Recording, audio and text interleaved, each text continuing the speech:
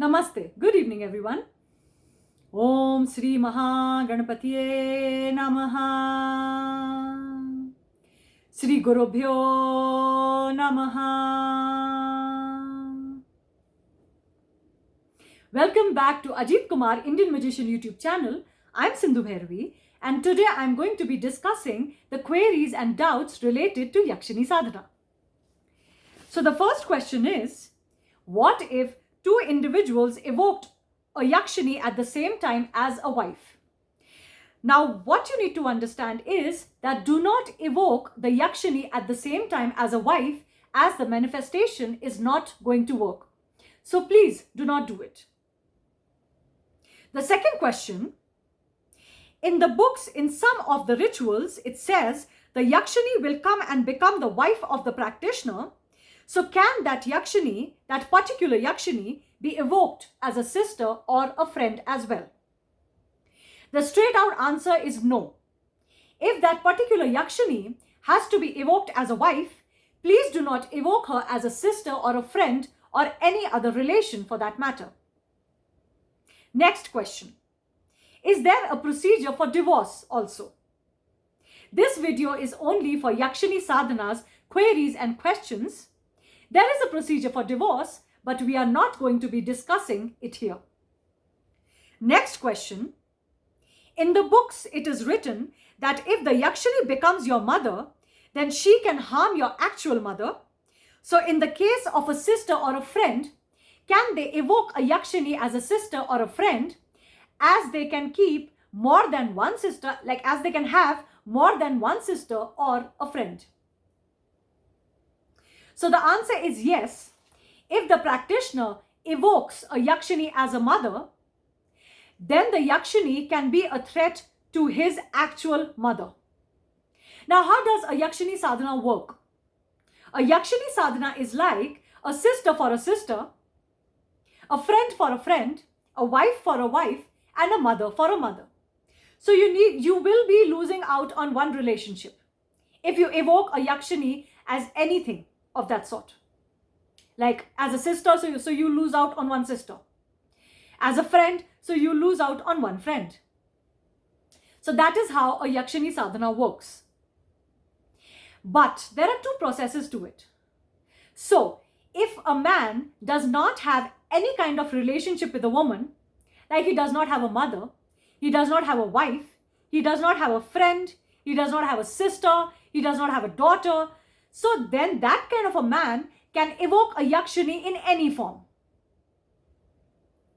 But the problem is that people jump into the Yakshini sadhanas impulsively. They are impulsive about it. They jump into the Yakshini sadhanas without knowing the pros and cons of the sadhana, putting themselves into a major trouble. And you all also need to be initiated by a guru.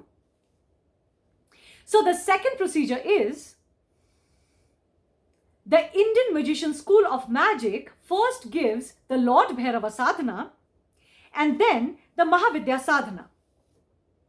Now what happens is that once a practitioner has a Mahavidya with himself or herself, then he can evoke any kind of magical being, be it a Yakshini or an Apsara or any other magical being, because a Mahavidya will be there for your protection. Now, what a practitioner needs to know is that Lord Bhairava controls all the magical beings, be it Yakshinis, be it Apsaras, all magical beings. So Lord Bhairava is the controller of all these magical beings. So that is why Lord Bhairava sadhana is most important, and Mahavidya sadhana, as they protect you when you evoke these beings. Now, in our books, the invocation and evocation of the 36 Yakshinis and Yakshini magic, we have given a procedure where the Lord Bhairava punishes the Yakshini if she does not obey the practitioner. So that procedure should be practiced by the practitioner so that he can protect his family. So that is why a Mahavidya and Lord Bhairava are very important for the practitioner, so that he can protect himself and his family. Now note, a guru's initiation is a must. Please, please, please, please understand. Please listen to this carefully. Underline it inside your heads. A guru's initiation is very important for these sadhanas. These sadhanas are very fragile and very dangerous as well. So guru's initiation is extremely important. Underline this part. Next question. Are the gifts and powers given by Yakshinis permanent? Some Yakshinis come, bless you, and then disappear forever. Now the answer is that this depends upon the practitioner. In many cases, when the Yakshini manifests herself in front of the practitioner, she asks the practitioner certain things. She will tell the practitioner certain rules and regulations, and she will tell a practitioner certain things. Now the sadhak needs to follow that. If the practitioner does not follow what the Yakshini says, he will lose his power and he can lose his life as well.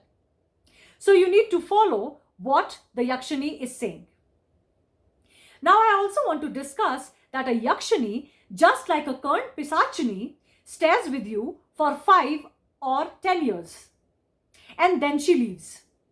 But if the practitioner wants a Yakshini to stay with him forever, he should not be worshipping the other gods. There are rules.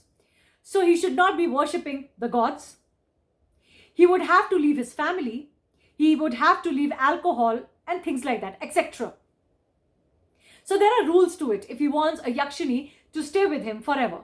No family, no worshipping the gods, no alcohol, etc., etc., etc. So the next question is, who should and should not practice this magic? According to us, anybody who has been initiated into the Guru Mantra or by a Guru can practice this magic. We recommend people 23 years and above to practice this kind of magic, but anybody who has been initiated by the Guru can practice this magic. Next question, can they also betray us? Maybe sometimes, yes, they can betray you.